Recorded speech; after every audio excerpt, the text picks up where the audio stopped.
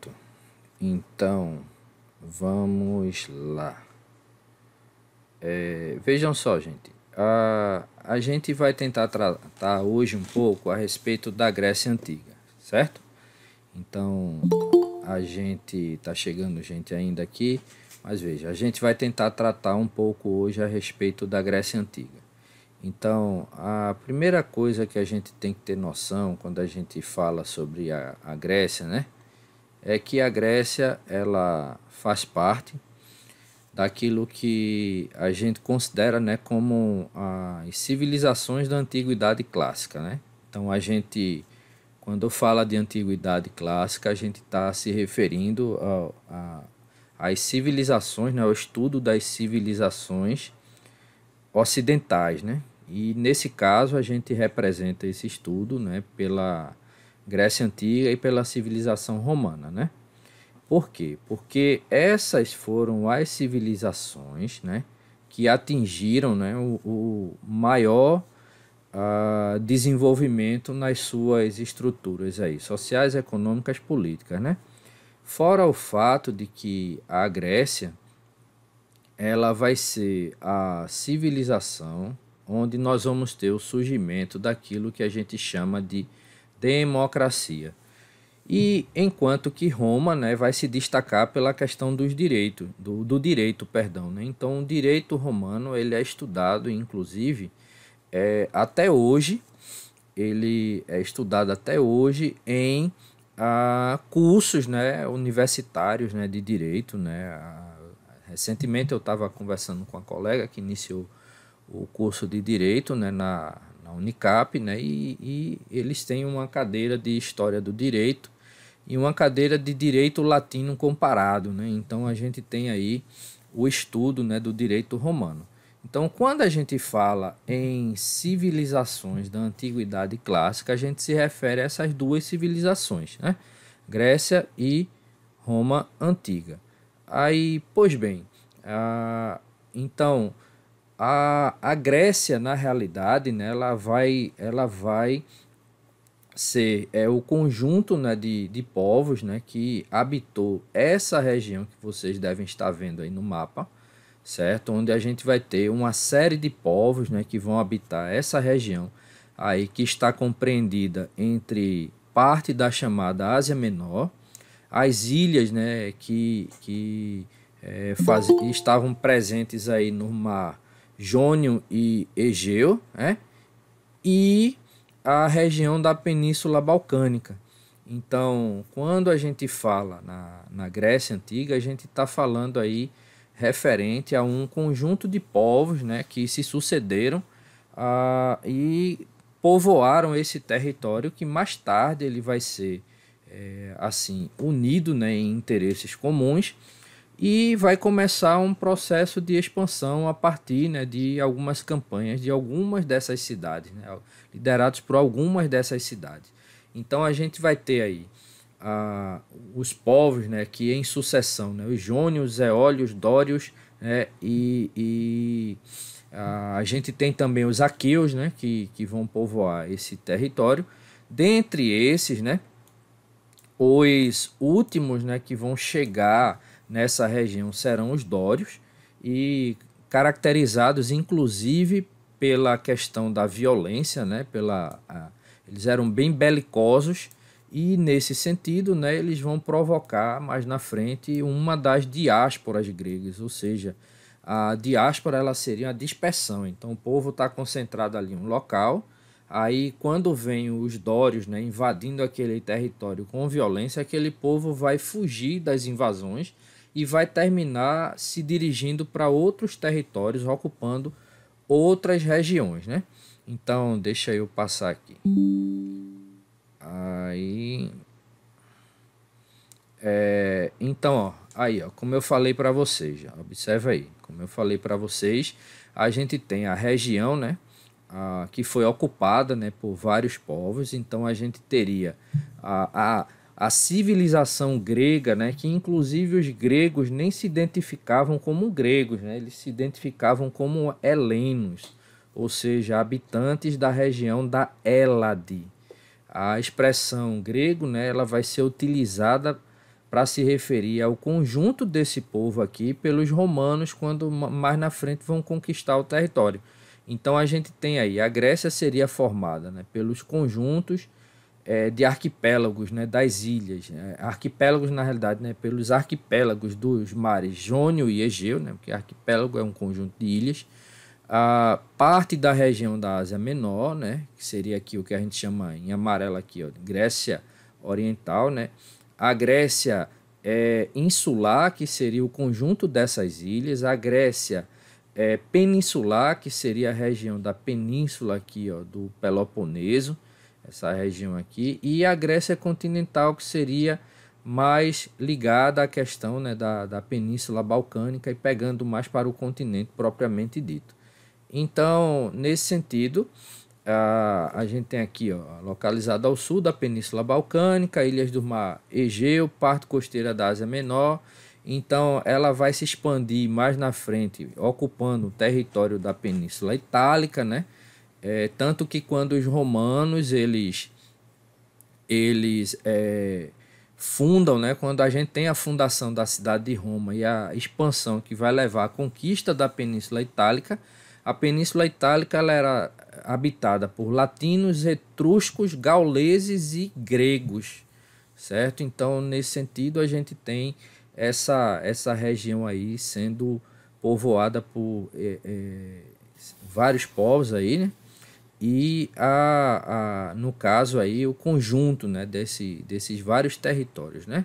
Então, outra questão, ó, relevo bastante acidentado, né? Um relevo, você tem ao mesmo tempo um relevo continental, né, com várias montanhas, né, um litoral com muitos acidentes, né? E em alguns locais você vai ter o litoral aí favorecendo o desenvolvimento da navegação, mas em outros locais dessa região, o litoral ele não vai favorecer o desenvolvimento da navegação.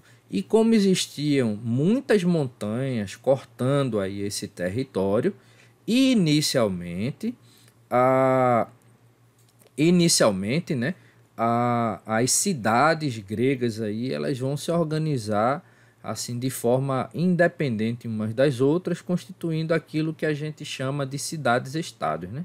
Elas pertenciam ao mesmo grupo, né, de povoamento, porém elas tinham a sua independência umas das outras aí. Não foi um território mais coeso, né, politicamente. A navegação ela vai ser uma atividade essencial, lembrando que embora existissem aqui nessa região vários portos, né, naturais, mas em alguns territórios essa atividade ela não pôde ser favorecida, ok? Então, deixa eu passar aqui. Okay. Aí, olha, aquilo que eu falei, né? Isolamento, né, de algumas regiões levou a vários modelos aí de cidades-estados que vão compor a Grécia Antiga. Inclusive, em um dos períodos, né, da Grécia, né, o período arcaico, a gente costuma fazer um estudo aí comparando, né, as cidades-estados de Atenas e Esparta para mostrar como essa evolução política ela se desenvolveu, né? Então, a Grécia ela é dividida em períodos, né? Então eu vou colocar aqui os 5 períodos, né, da história grega. Então a gente tem o período pré-homérico, deixa eu voltar aqui para o Meet, né? O período pré-homérico, né? O período homérico, né? Arcaico, clássico e o helenístico, né? Aí, como ele está falando em fases, né, também, aí você a fase pré-homérica, homérica, arcaica, clássica e helenística. Então, antes da gente tratar disso aqui, até então, gente, alguma dúvida, alguma pergunta? Não, professor. Beleza, então vamos lá. Vejam só, há historiadores que dividem, certo, essa periodização aqui apenas em 4 períodos, né? Então eles falam do período homérico, arcaico, clássico e helenístico. Porém, é mais comum a gente encontrar essa divisão pré-homérico, homérico, arcaico, clássico e helenístico. O que é que vai diferenciar isso daí? Primeira coisa, o período pré-homérico, né? ele recebe esse nome porque ele será o período de povoamento, né? Deixa eu passar aqui. Será o período de povoamento, né? Povoamento, né? Aqui o período pré-homérico, né? Coloquei aqui algumas características, né? Então veja, ela começa a partir da ilha de Creta, né?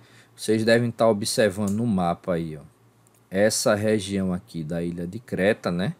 A ilha de Creta próxima, né, à ilha de Rhodes, certo? É aqui em Rhodes, né, que foi construído, segundo consta, né, o Colosso de Rhodes, né, que se constituía inclusive como uma das 7 maravilhas do mundo antigo.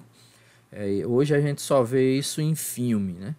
Então, você tinha na região de Rhodes, né, um grande desfiladeiro, né, e com duas paredes bem grandes, né, de montanhas, né, e ali em cima foi construído um colosso, né, uma estátua bem grande com uma perna em uma banda, né, e outra perna em outra banda, e aquilo ali teria sido destruído mais na frente.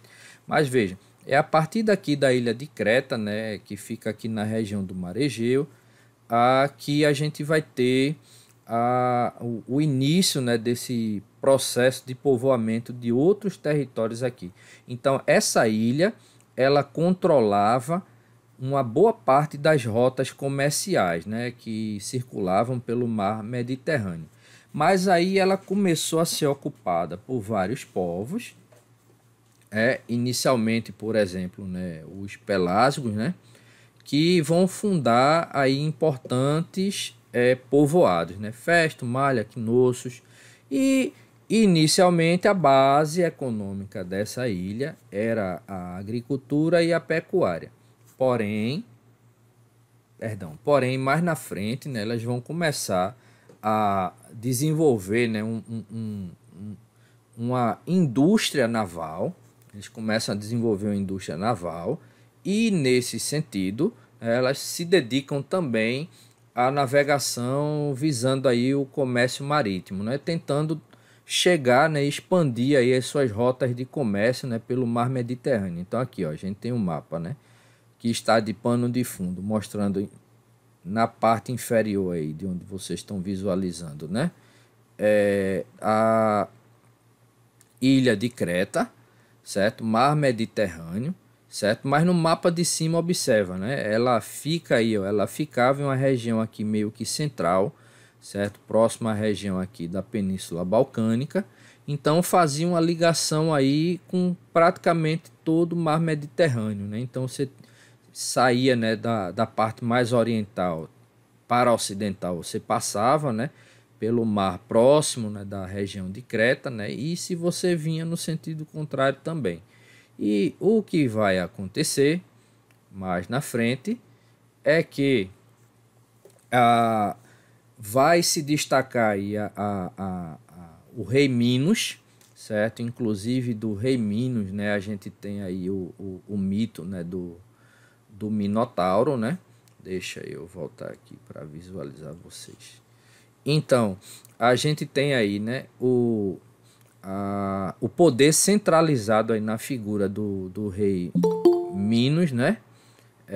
E nesse sentido, o rei inicialmente, né, os reis inicialmente na história da Grécia, eles acumulavam várias funções aí. A função administrativa, religiosa, militar. Ele era ao mesmo tempo, o rei aí, ele era ao mesmo tempo o chefe supremo aí do exército, era quem controlava a administração, mas era também o chefe, né, dos ritos religiosos. E a própria geografia, né, da ilha de Creta, ela favoreceu, certo, o desenvolvimento, né, favoreceu, né, o desenvolvimento, né, de uma elite aí ligada, né, à navegação, certo, uma elite mercantil ligada aí à navegação, que vai passar a controlar politicamente a região. Não à toa, certo? Essa elite ela começa a ganhar grande prestígio e a gente passa a dizer que a forma de governo inicialmente aí que predominou na região de Creta seria o que a gente tem aqui, ó, a talassocracia, ou seja, é um sistema de governo onde a elite é uma elite ligada ao comércio marítimo. Então é como se você tivesse ali os grandes produtores de barcos, que controlavam o comércio marítimo, né? Eles alugavam, emprestavam ou vendiam os barcos, né? Ou dominavam as frotas, então eles controlavam a economia. Por tabela, né, terminavam controlando o poder.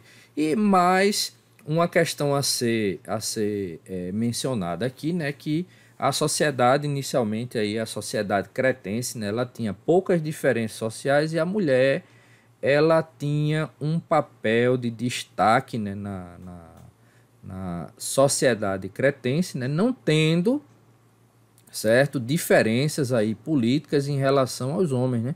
Então ela tinha aí os mesmos direitos, né, políticos, né, os mesmos direitos, né, civis, né, que os homens possuíam. Não à toa há quem defina, né, a sociedade cretense, né, como uma sociedade que não era patriarcal, né? As mulheres elas tinham uma influência aí bem grande aí na sociedade, né? Mas vamos lá, vamos avançar. Então, deixa eu ver aqui que alguém está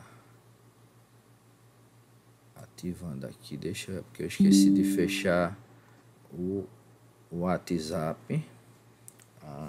Então vejam só, então a gente vai ter aí, ó, lembram que eu falei para vocês, né, que a gente tem alguns povos que vão começar a chegar na região e vão dar início ao processo de povoamento. Então, o primeiro povo, né, a chegar nessa região serão os aqueus, né? Então a gente vai ter na escala de chegada aí, né, na sequência, né, aqueus, eólios, jônios e dórios, né? Como eu falei para vocês, os dórios mais violentos, né, botando o pessoal para correr. Então, os aqueus eles começam a migrar para a região de Creta, né, e para regiões próximas aí a Creta, né, naqueles territórios que a gente viu no mapa. Então, eles que eram um povo, né, de origem indo-europeia, né, assim, um povo, a mistura ali, né, de parte de europeus, né, com povos próximos, né, ao rio Indo. Então eles chegam, né, na região de Creta, né, e formam ali a cidade de Micenas. Aí a gente vai ter aí dois povos, né, os cretenses e os micênicos, ou no caso aqueus, né, que vão fundar a cidade de Micena. Então a gente teria os aqueus ou micênicos ali, e a fusão aí da cultura desses dois povos vai gerar o que a gente chama de sociedade creto-micênica ou sociedade creto-miceniana. Vocês vão encontrar isso, né, nos livros. Deixa eu passar aqui. Então, aí a gente tem aí, ó, aqueus, eólios, jônios, dórios, né? Aí, quando os primeiros guerreiros dórios eles chegam, né, invadem a região de Creta, né, invadem o que a gente já chama, né, de sociedade creto-micênica. Então, os nativos daquela região eles vão começar a migrar. Não sei se vocês estão vendo aí no mapa, né, as setinhas mostrando, né, os destinos. Então, eles começam a sair da região, né, de Creta, né, e eles começam a ir para outros territórios. E aí a gente tem o que a gente chama, né, de primeira diáspora, né, a primeira diáspora grega, né. A diáspora seria a dispersão. Então seria aí um processo, né, de dispersão que vai levar esses povos a povoarem outros territórios, né. Veja, então o que é que a gente estava falando, né? Estava dizendo, né, que a invasão dos dórios ela levou aí esse primeiro grupo aí, né, que habitou nas proximidades dessa região, que foram os micênicos, né, junto com os aqueus aí. Então há um processo de dispersão, e esse processo de dispersão vai levar ao povoamento exatamente daquelas áreas que eu mostrei no início, certo? As ilhas dos mares Jônio, Egeu, a parte, né, continental da Grécia, Ásia Menor, a Península Balcânica e a região do Peloponeso, né? Então a gente vai ter todo esse processo. Porém, como a invasão dória ela foi uma invasão muito violenta, então essas cidades que foram invadidas, né, elas entraram em um processo de decadência, né? Assim, com a questão do comércio, né, a questão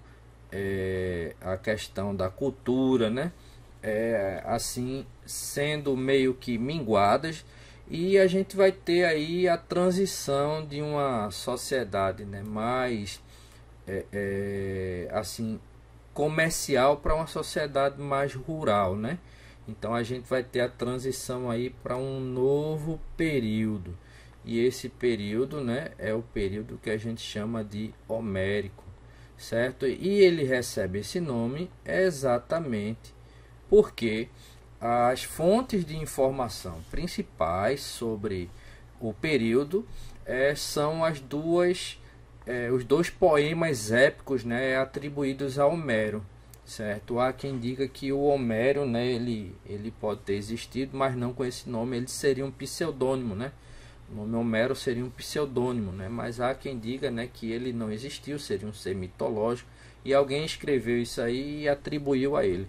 Mas o fato é que as obras de Homero, a Ilíada e a Odisseia, certo? Elas serão as fontes de informação sobre esse período, né? Então, o que é que a gente tem? A gente tem a Ilíada, que vai narrar aí a guerra de Troia, né? Ou seja, a expansão dos aqueus, né, para a região da Ásia Menor, e a Odisseia, né, que vai relatar aí o retorno dos aqueus para a região primordial grega. Na realidade, a Odisseia, né, ela recebe esse nome porque a gente tem aí, no caso, né, o retorno de Odisseu. Odisseu ou Ulisses, né, que era o governador da ilha grega, né, de Ítaca. Então ele havia ido para combater na guerra de Troia, inclusive seria o Odisseu, né, o autor aí, o camarada que teve a ideia, né, do cavalo de Troia, né? E ele, no caso, a Odisseia vai relatar o retorno dele, né, para casa. Aí ele onde ele vai se quebrar um pouco na emenda, porque quem diga, né, aí pelo relato, né, que ele desafiou os deuses, né? Ele desafiou os deuses. Ele teria dito, né, que ele não precisou da ajuda dos deuses, né, para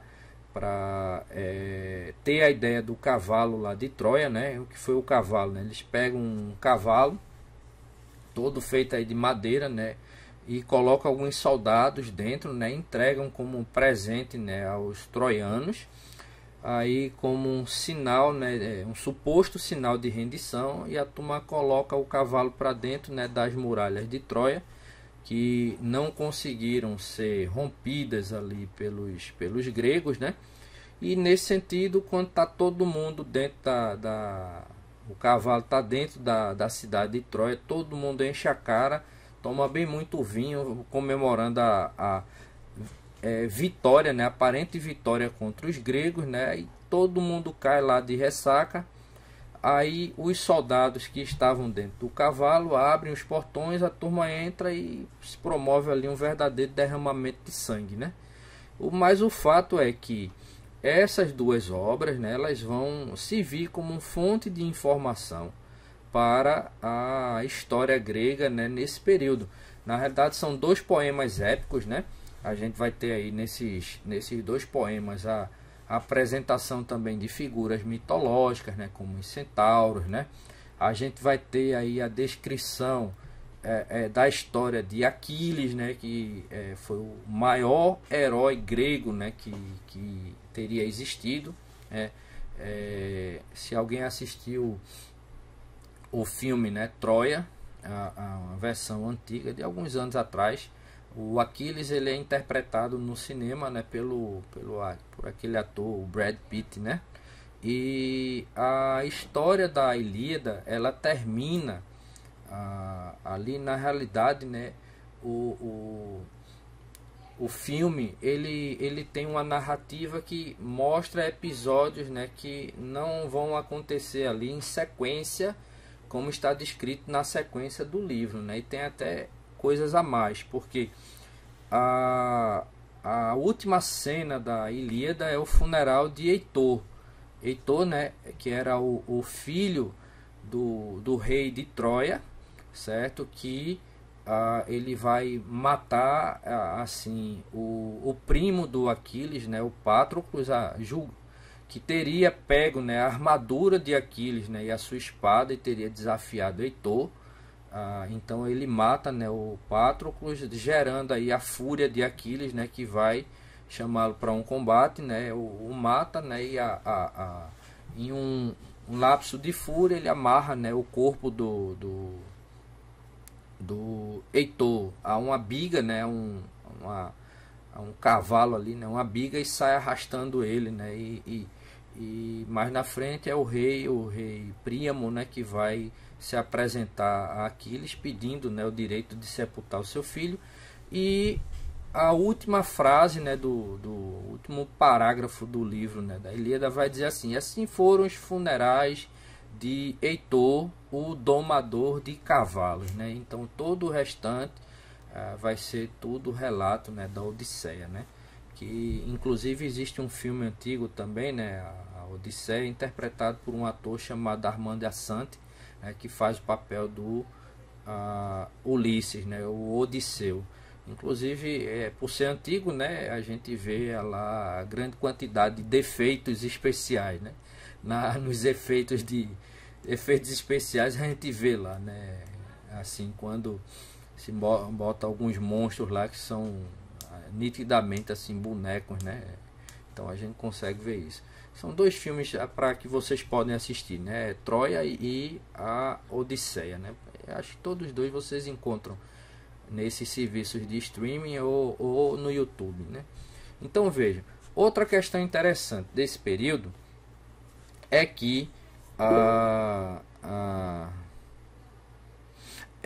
Giovana, veja a pergunta aqui. Foi nesse período que a economia era baseada no comércio marítimo? Inicialmente sim, como eu disse para vocês. A história, né, desse povo, ela vai surgir a partir, né, dali das relações com a ilha de Creta. Então a ilha de Creta ela é cercada de mar, então eles vão ter que se destacar na questão do comércio marítimo, né?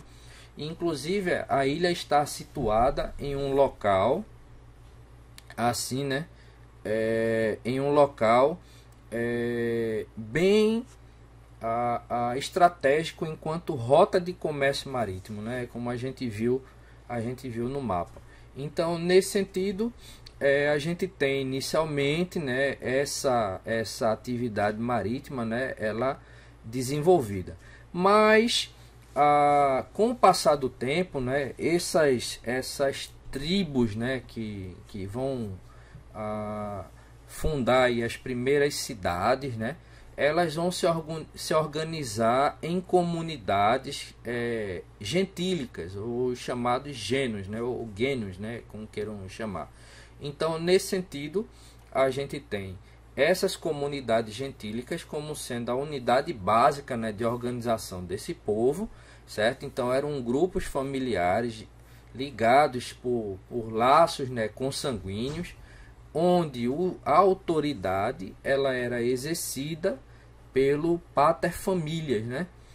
Que assim como os primeiros reis, né, como a gente viu lá na história de Minos, né?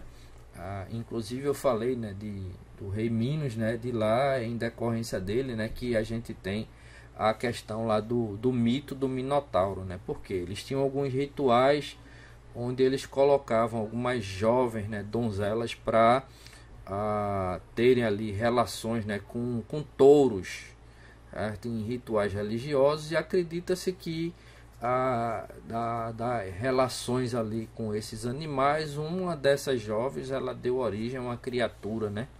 A criatura ali bestial, que seria, né, metade humana, metade touro, né? Seria o Minotauro. E esses relatos eles estão descritos, né, também no primeiro livro, né, do Homero, né, na Ilíada. Vocês encontram várias dessas criaturas, né, mitológicas lá. Então, da mesma forma que os primeiros reis, né, dessas primeiras cidades, né, esse pater-família ele acumulava várias funções: militar, religiosa, de justiça. Então, como geralmente eles eram os anciãos, né, os homens mais velhos ali daquela comunidade, então quando existia qualquer rixa, né, qualquer questão de justiça, certo? Então era geralmente o pater-família, né, que decidia aquilo que acontecia, né, naquela comunidade, ok? Então vamos adiantar aqui, deixa eu passar. Vamos lá. Pronto, ainda sobre o período homérico, né? Aí, ó, devido ao fato, né, de que a gente já vai ter passado aí por um processo, né, de migração, quando a gente tem aí a formação dessas comunidades gentílicas, aí elas vão, a grande parte delas vão passar a se dedicar aí à atividade da agricultura e do pastoreio, porque como a gente viu, eram vários territórios, né? E nem todos esses territórios eles tinham o litoral recortado, né, para facilitar aí a navegação marítima. Então a gente vai ter como atividades comerciais, inicialmente, a atividade do comércio marítimo, e mais na frente, quando essas comunidades elas vão se organizando, né, vão ali se estabelecendo nas regiões mais para o lado do continente, então eles vão procurando locais onde a prática da agricultura ela podia ser utilizada. Porém, vale ressaltar, né, que a região ela não vai ter muitos territórios assim favoráveis à prática da agricultura, porque, como eu disse para vocês, o relevo ele era bem recortado, né, com muitas montanhas que dificultavam inclusive a comunicação. Então a gente vai ter aí, ó, uma produção autossuficiente coletiva, liderada aí, ó, por uma questão de hierarquia familiar, né, de caráter patriarcal, né? E esse patriarca ele encarava aí a autoridade política, religiosa e militar. Então, na parte final desse período, no caso do período homérico, as comunidades gentílicas elas começam a entrar em decadência, né? Por vários fatores, né? A ausência de terras para o cultivo da agricultura, né? A questão da diminuição do comércio, e esse modelo, né, gentílico ele entra em um processo de desagregação, decadência, né? Então, aí, ó, como eu falei para vocês, a escassez aí das terras férteis vai levar a população nessas comunidades a entrarem em conflitos umas contra as outras, né? Porque a população vai continuar aumentando, mas aumenta, mas não tem terra para produzir alimento suficiente para todo mundo. Então eles começam um processo de briga, né, aí pelas melhores terras, né? E nesse sentido, a partir da desagregação da comunidade gentílica, né, que a gente vai ter para tentar resolver a situação, a união de alguns gênios, né, formando as frátrias, certo? Que passam a ter um líder comum aí, o Basileu, que ele tinha um status de rei, certo? Então, se você tinha na comunidade gentílica, né, um patriarca, né, que assumia ali as principais funções, né? Mas com a desagregação eles precisam escolher um líder, né? E esse líder ele é encarnado aí na figura do Basileu, que na realidade é tipo um rei, um rei primitivo aí, né, na polis, né, na organização, né, da história grega. E a união, como eu disse aí, ó, de vários gêneros deu origem a uma frátria, e essas frátrias se reuniram formando tribos. Aí, ó, a gente tem aqui, ó, observa aí no esquema, o indivíduo, aí tem um gênero, né, que é uma família, várias famílias formam uma frátria, várias frátrias formam uma tribo, e a união de várias tribos vai formar o demos, né, que é, ou seja, a cidade-estado grega, né?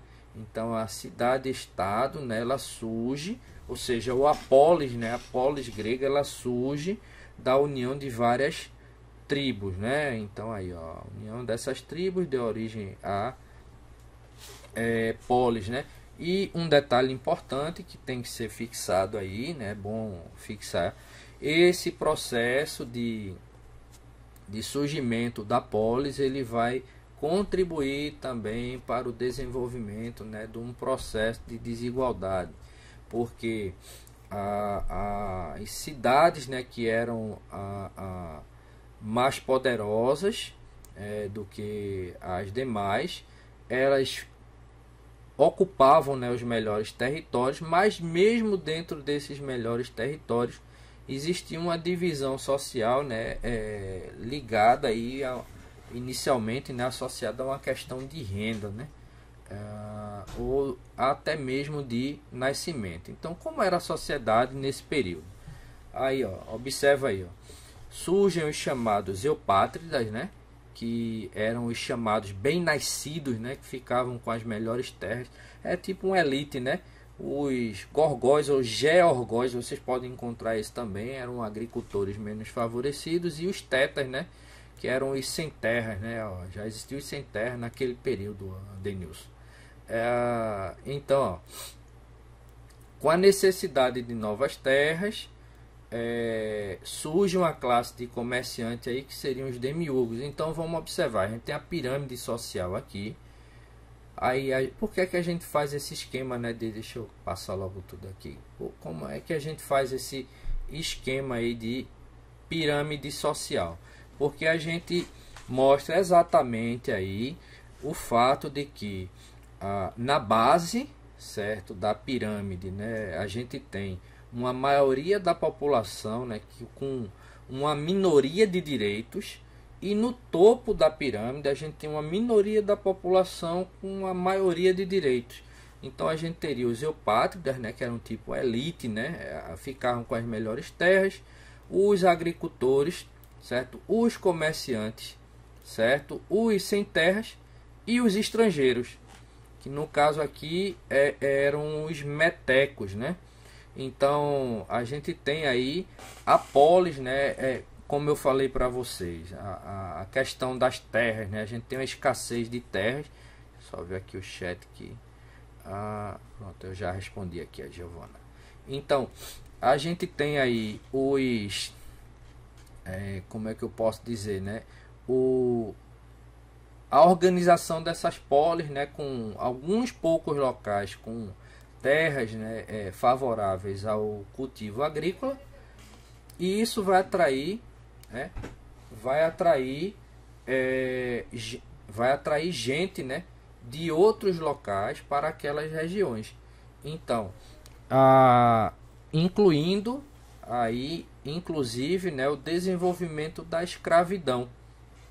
Então a gente tem a partir daí essas desigualdades, elas vão levar ao desenvolvimento da prática da escravidão, que inicialmente ela era utilizada, né? Os escravos eles eram obtidos por meio de guerras, né? Por meio de conflitos, né? Entre essas comunidades, e por meio de dívidas, né? Então, aí, ó, o aumento, né, da escravidão, ele vai contribuir para transformar a Grécia, né, em uma região onde vai prevalecer aquilo que a gente chama de modo de produção escravista. Em que constitui esse modo de produção escravista? Toda a produção manual dessas regiões ela vai ser realizada pelos escravos. Inclusive, quando a gente estuda a filosofia, né, a história da filosofia, a gente vai ver que muitas vezes os filósofos, eles eram os camaradas, né, que ficavam ali no meio, né, de algumas praças ali conversando, né? Eles ficavam ali conversando por quê? Porque eles tinham, né, a possibilidade de desenvolver esse chamado, digamos assim, ócio produtivo, né? Eles ficavam ali ociosos e eles iam, né, para as praças ali para conversarem, né, entre eles ali, debaterem sobre não somente sobre problemas, né, existenciais, mas sobre problemas da própria comunidade. Então a gente estuda um pouco isso aí. Vejam, a outra questão, né? Eu falei para vocês que a partir daí a gente vai ter o desenvolvimento do que a gente chama, né, de desigualdade aí social nesse período, né? E essa desigualdade levou a um novo processo de migração, certo? Então vale recapitular. Quando a gente fala em expansão, né, povoamento da Grécia, e a gente tem a primeira diáspora e a segunda diáspora. A primeira diáspora ela vai se dar com a invasão dos dórios, né? Então, motivados pela questão da violência dos dórios, os habitantes das regiões que foram invadidas, eles vão migrar povoando outros territórios. E mais na frente, a situação econômica, certo? A crise social, a situação econômica, ou seja, a busca por terras produtivas, por exemplo, vai levar a um novo grupo, né, de gregos, né, habitantes de algumas dessas regiões, a migrarem mais uma vez em busca de melhores terras, né? E é aqui, ó, que a gente vai ter a ocupação de algumas regiões da Península Itálica. Lembram que eu falei no início para vocês que quando os romanos, né, quando a gente tem a fundação da cidade de Roma e posteriormente a conquista da Península Itálica, em uma parte do território, né, da Península Itálica, a gente tinha gregos habitando naquela região, ok? Então, deixa eu passar aqui. Passar. Aí, vejam. Vamos falar um pouquinho sobre isso aqui. Deixa eu voltar. Quando a gente fala, né, do período arcaico, né, a gente está falando aí, né, do surgimento, né, é o período de transição aí, com o surgimento da polis, né, a gente viu, né, que a polis, ou seja, a cidade-estado grega, ela vai surgir, né, como uma estrutura aí sociopolítica, né, que vai organizar toda a dinâmica, né, da civilização grega, né, toda a dinâmica da civilização grega. Então, nesse sentido, o que a gente vai observar é que quando a gente tem a desagregação aí das comunidades gentílicas, né, que vai levar aí à formação de estados independentes, né, a gente tem um desenvolvimento da polis. E dentre várias polis, ou seja, várias cidades-estados, né, a gente destaca duas, Atenas e Esparta, né? E a gente vai falar um pouquinho sobre essas duas para a gente conduzir aqui para finalizar, certo? Porque a gente já está avançando aqui na hora, né? Então veja, a cidade-estado grega de Esparta, ela vai se desenvolver na região da Lacônia, certo? E foi fundada pelos dórios por volta do século 9 aí antes de Cristo. Então veja, no mapa aqui a gente tem a cidade-estado de Esparta, na região da Lacônia. Atenas vai ficar aqui mais em cima, na região do Peloponeso, ok? Então, as necessidades de sobrevivência, né, levaram aí os espartanos, né, a desenvolverem um comportamento militarista, né, onde a gente tem aí a liderança, né, dos chamados cidadãos espartanos, né, ou esparciatas, né. Então eram as elites agrárias aí da região, né, que eram os esparciatas. Então, aqui, ó, essa imagem de fundo aqui é a imagem de uma série de quadrinhos chamada de Os 300 de Esparta. Inclusive eu tenho esse conjunto de gibis, né, desenhado aí pelo Frank Miller, que já foi também desenhista, né, de alguns quadrinhos do Batman. Então ele fez uma série, né, de 5 gibis desse aqui, contando a história, né, da batalha dos gregos, né, espartanos contra o exército persa, né. Então aqui o que a gente tem na realidade é a figura do rei Leônidas, né, esse personagem aqui em destaque no canto direito, e os seus 300 hoplitas, né, ou seja, soldados de elite, né. Então, Esparta era o que a gente chama de um acampamento militar a céu aberto, né. Então, deixa eu adiantar aqui. Então, veja, o soldado, né, o cidadão, digamos assim, espartano, né, ele vivia para servir o Estado, certo? Para manter aí o status quo, para não permitir que houvesse, né, levantes aí da população, né, contra as estruturas que existiam e de dominação ali. E eles viviam, né, para o Estado, né? E era um povo, né, que era treinado para o combate desde a mais tenra, né, idade, né? Então, inclusive, quando os espartanos, né, eles nasciam, aí já é de um jogo, né, que acredito eu que é o Assassin's Creed, né, é uma edição chamada de Odisseia, né, Assassin's Creed Odyssey, né, uma imagem aí de um hoplita, né, espartano. Então esses soldados, esses aqui, ó, a gente tem os esparciatas, os periecos, né, e os ilotas. Os periecos era o cidadão comum ali, sem muitos direitos, e os ilotas os escravos, né, do Estado, né. Então os esparciatas dominavam, né, os habitantes da periferia, esses trabalhadores livres aqui, ó, que eram os periecos. Os esparciatas tinham direitos políticos, periecos não, e os ilotas menos ainda, porque eram os escravos, né, do Estado, né. Então eram servos do Estado, não tinham nenhum direito político, né, e ainda assim eles se revoltavam, né, com frequência, e eles tinham que ser assim constantemente reprimidos, né, pelos espartanos, inclusive no próprio processo, né, de formação, né, do cidadão espartano, digamos assim.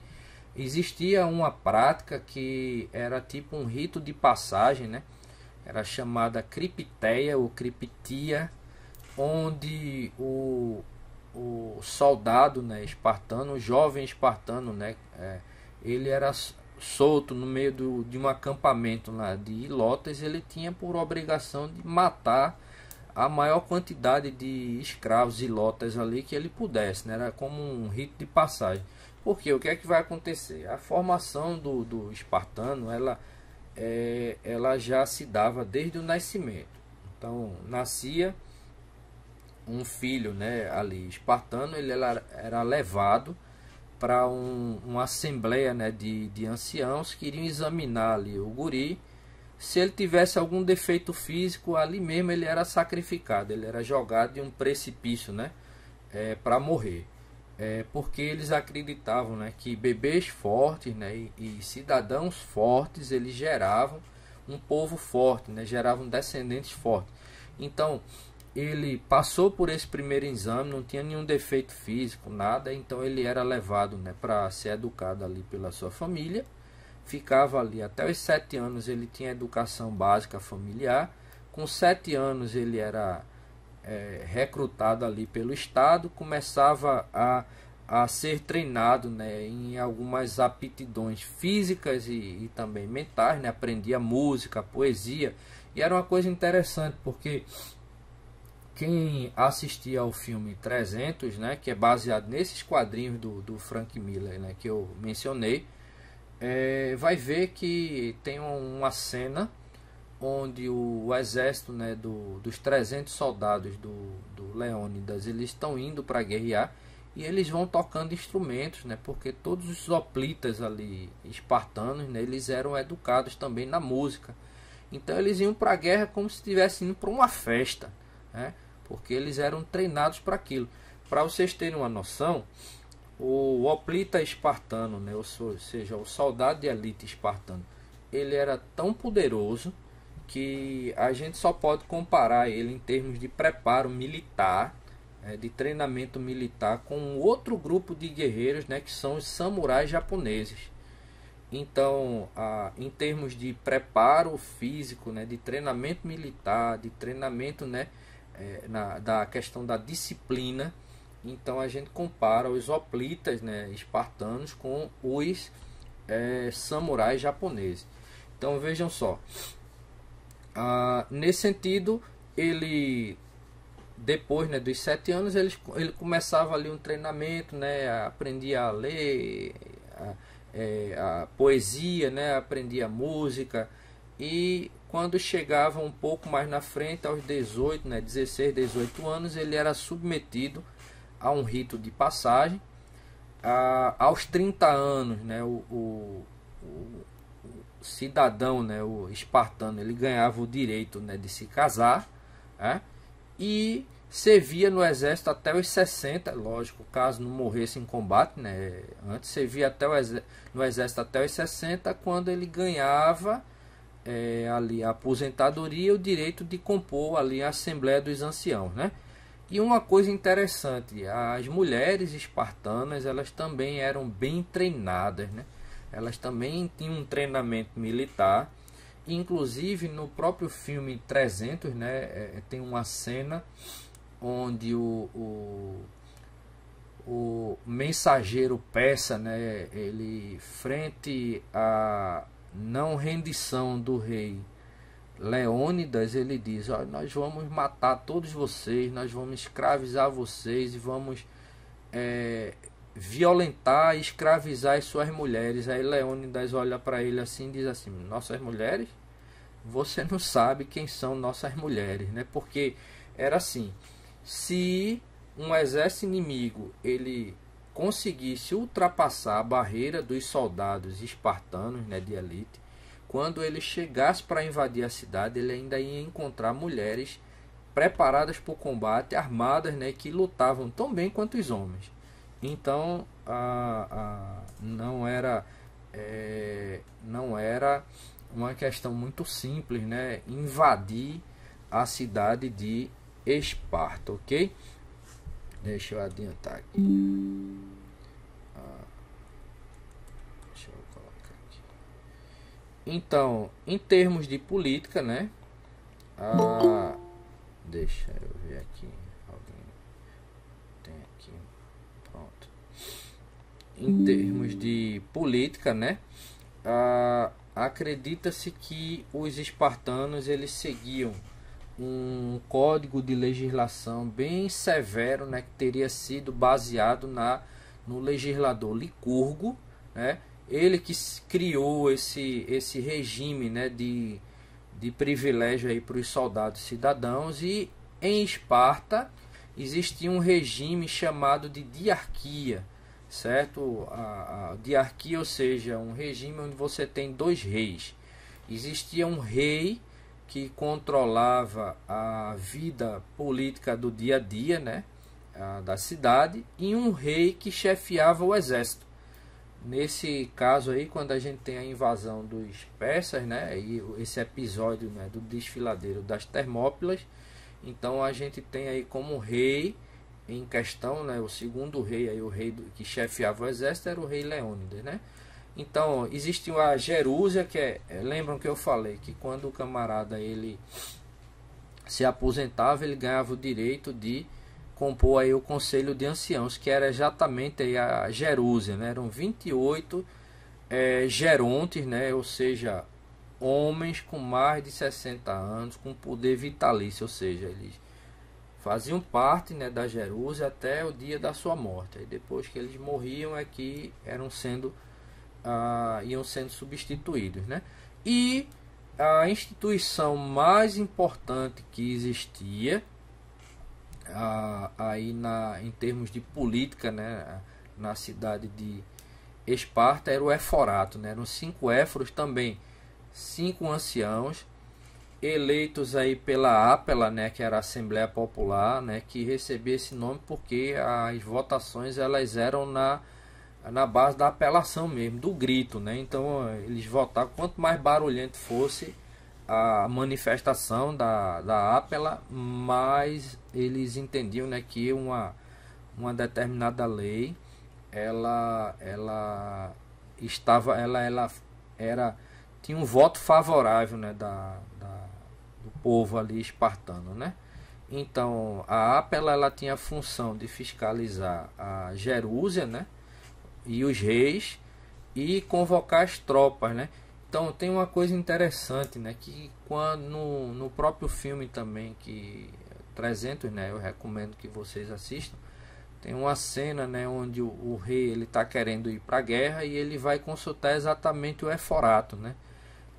Então no filme mostra o Eforato, né, como 5 anciãos, né, os camaradas lá que consultavam, né, os oráculos, né, o que era o oráculo, né? Eles pegavam uma jovem, né, geralmente uma jovem virgem, né, e colocavam ela lá no alto de uma torre e quando eles iam consultar o Eforato, os camaradas colocavam uma tuia de ervas ali, alucinógenas, né, para queimar, e elas inalavam aquela fumaça, né, e começavam a delirar, e eles, por conta, né, de estarem ali sendo drogadas, né, pela fumaça, e eles acreditavam que em meio àqueles delírios elas mostravam, né, a visão, né, os sinais dos deuses ali para a população, certo? Aí essa é uma cena também do filme, né? Eu falei já disso aqui, da questão da questão da educação, né? Tudo isso aqui eu já falei, certo? Inclusive depois eu vou mandar para vocês esses slides, certo? O material da aula. Mas deixa eu ver. Aqui é só descrevendo, né, o processo de educação, certo? Educação, certo? Espartano. E aqui, ó, um detalhe, né? Eu falei também sobre a questão das mulheres, né? As mulheres elas também eram treinadas, né? Elas controlavam ali as finanças domésticas, né? Participavam de assembleias públicas, né? Elas participavam, né, também de jogos, né? E tinham uma maior autonomia em relação a outras mulheres, né? Dentre elas aí as mulheres de Atenas, né? Deixa eu ver o que mais a gente tem aqui. Aqui ele compara, né, com a mulher ateniense, né? No caso de Atenas, para a gente ter uma noção, as mulheres atenienses, né, elas tinham uma atuação reduzida, enquanto as espartanas tinham uma maior autonomia e eram educadas também para serem guerreiras, né, bem ferozes, né? A mulher ateniense era educada para ser reservada, né, e dócil, né? E elas eram subjugadas ali pelos seus pais, né, que eram quem escolhiam, inclusive, com quem elas se casariam, né? Então, após elas casarem, elas tinham que viver uma vida aí devotada, né, destinada aí ao seu marido, né? E passavam a maior parte do seu tempo em uma parte da casa que era o gineceu, certo? É um local específico ali onde as mulheres tinham que ficar e não participavam das questões políticas, né? Então, isso é uma comparação. Mas vejam, eu queria saber de vocês se existe aí alguma pergunta, alguma dúvida, se está de boa, está tudo certinho. Até então, tá tudo certinho, professor. estão entendendo direitinho? Sim. Pronto, então vejam só. A gente vai interromper a aula agora, certo? Porque a gente já é 9h30, certo? Então a gente já passou um bom tempo aqui, mas eu já de antemão eu mandei hoje para os grupos, certo? Dois links de vídeos, né, do YouTube, que foram outras aulas, né, que a gente trabalhou aqui com alunos do PRO no período que a gente teve aí em atividades remotas, né, por conta da pandemia. Então eu vou interromper por aqui, mas eu vou me comprometer com vocês de em um outro momento, antes da nossa próxima aula presencial, a gente ter mais um momento desse aqui e trabalhar o restante do conteúdo, ok? Pode ser assim? Pode ser. Pronto, então eu vou finalizar aqui, deixa eu finalizar aqui a gravação.